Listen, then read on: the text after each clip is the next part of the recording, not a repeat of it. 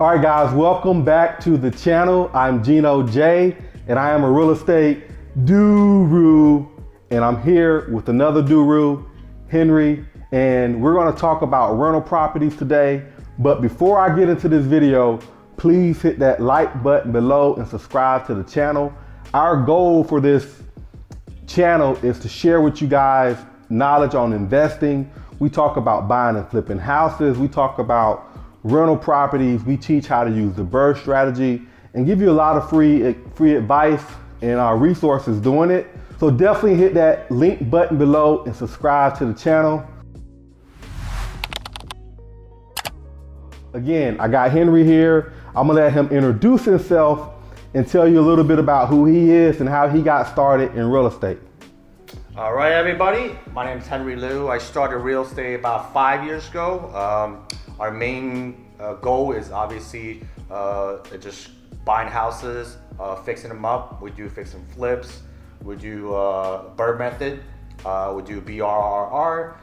We do short-term rental. We do co-living. So we kind of do a little bit of everything. And personally, I have a side job of mortgage broker. That's when I first got into real estate. I was mortgage broker, doing mortgages for investors and for first-time home buyer. And 5 years ago, we started doing buying properties, saving up money, and start doing investment property as well. And this property we're looking at today is your typical 3-bedroom, 2-bathroom, fully renovated rental property. So question for you, what made you get into real estate? What was the driving force to say, real estate, I want to be an investor? Right. So when I first started got into it, I had some family members doing it, so I kind of knew they were doing pretty well. But when I was younger, I was really into finance, so I was into stocks and investments, and I did pretty well for a while. But then I started my own business.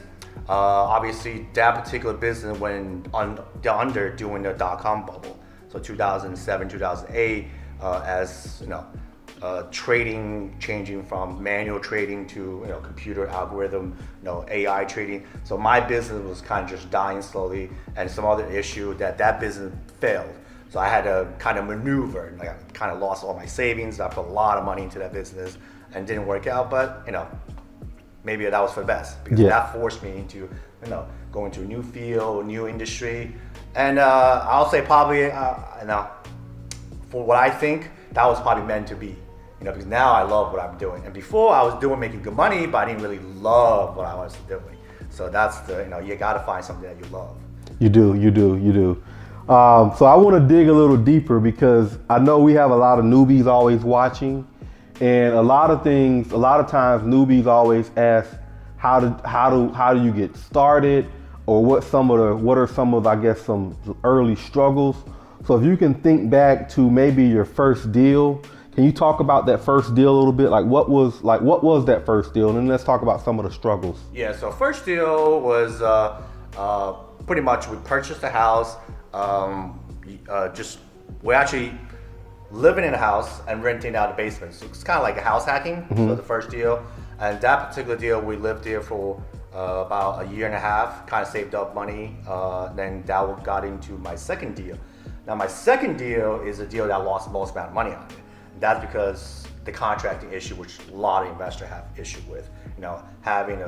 Didn't know what type of contractor to use, didn't know what system to use. So that particular project, due to I didn't really understand what the full scope that needed to do a full rehab. So that particular project, I had a lot of learning process. From there, I kind of was forced, because I didn't want to lose any more money. I didn't have that much money to lose anyway. So that forced me to develop a system that I can manage and control myself. And from there, I kind of just grew. Got you.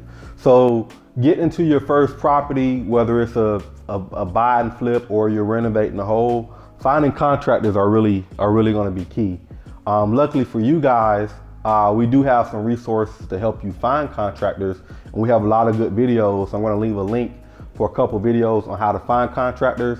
And we also have a course, so check out the course below. There's another link for that course below, and that course basically talks about how to budget your rehab, and it also talks about, and it teaches you how to, go in there and figure out the numbers. So if you take the course, you'll understand at least the basics, and it can help you avoid hiring the wrong contractor and also help you save a lot of money and keep you from getting burnt. Because you can find properties, but if you don't have the contractor piece, then you can lose money and not have a profitable profit.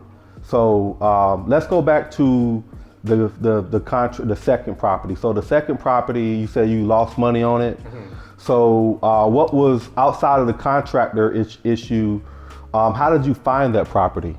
So that particular property I purchased was on MLS.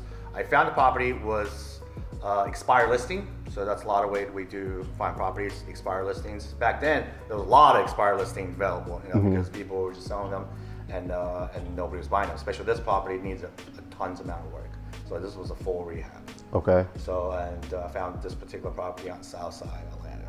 So that particular property, the amount of work I needed was kind of a little bit over my head, kind of, because I've never done a full rehab before. So that kind of lead me to, giving too much money to contractor, trusting contractor, opinion too much, not verify contractor's work, and not been there, almost every day, kind of to see the work progress, because I was working, a full-time job, so I didn't go there every single day. So stuff like that kind of just, missteps that led to, bigger errors. Gotcha. So I guess for you guys out there, when you do hire a contractor, I've been in the same situation he's been in. So definitely being involved in the project, even though you hire a contractor, you want to understand what's going on. You want to ask a lot of questions. You want to be there as much as possible.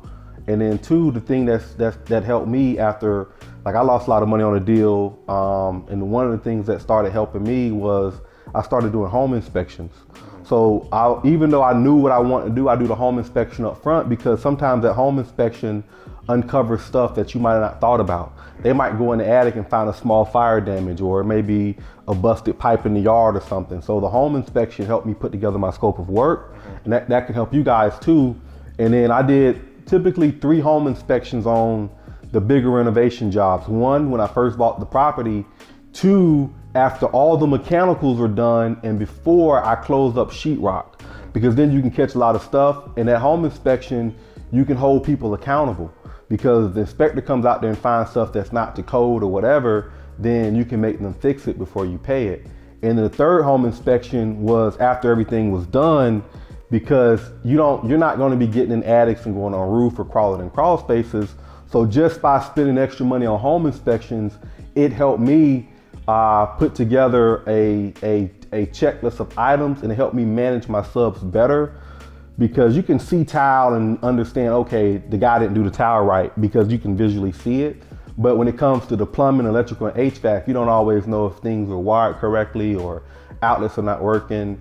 But having a home inspection definitely helped me. So that could be a pro tip to help you guys. And the other thing, because I've been in the same situation, when you get out there and you take on projects that are tougher, either 1 or 2 things are going to happen. You're going to fail and you're going to quit, or you're going to fail and you're going to learn from those failures. And then the next project, you come in well prepared, and it actually makes you a lot better investor. But hopefully our goal for you is to help educate you to set up things the right way the first time around, so you don't have to experience some of the stuff that we've experienced. But I'm sure those failures have probably projected to you and turned you to the investor you are today. Yeah, like I said, every success needs to have failure. Like the bigger the failure, it's gonna make you stronger. Obviously, some people, you just need to work over that failure, learn from it, and move on to the next thing, and make that part of your learning process. Cool. Well, let's talk a little bit about this property, just what you're doing to it.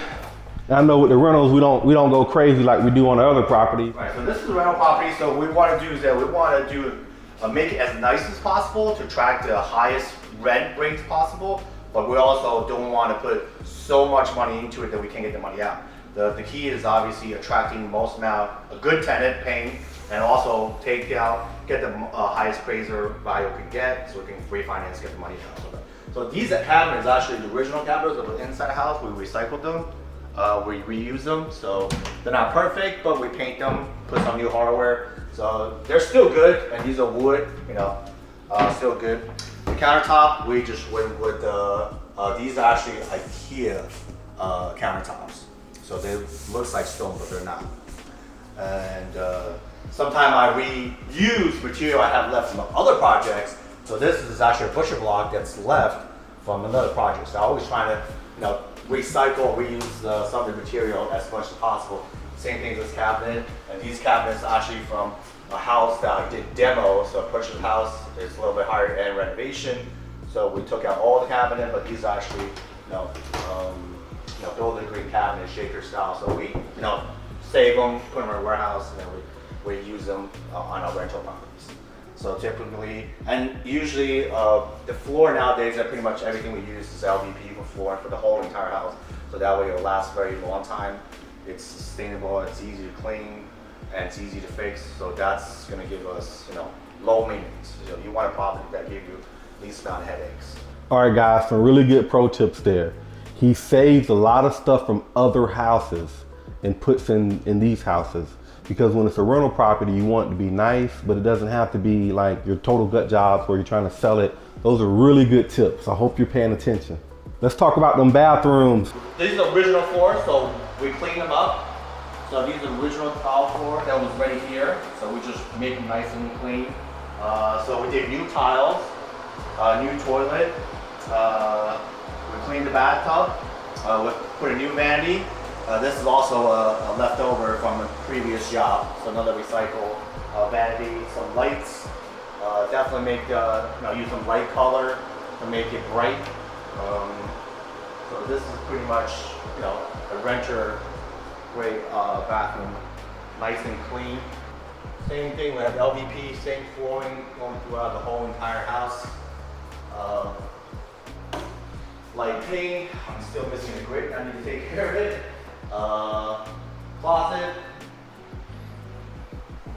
here. All the window has been replaced. So this particular house, some of the window was busted, so we decided to replace all the windows. It's also going to give us a higher appraised value. So in here we have a secondary living space. So this particular space just going to be used for families, and we have another bathroom here. So this particular bathroom. Did the tile floor, another reuse cabinet from a different demo job. So we try to save those as much as possible, especially in good shape. Even the mirror has been reused. And LVP floors, still the same. And last but least, we have the laundry room here, which we put in laundry room. So this is a very large laundry room. So, and we don't particularly do washing dishes. We'll let the tenants provide themselves. All right, guys, I hope you guys learned something today. And Henry, I appreciate you walking us through the rental property. I'm gonna leave his link below if you wanna reach out to him. Of course, we have that course coming out. Again, guys, this is GenoJ, a real estate guru with another real estate guru. Until next time, guys, see you later.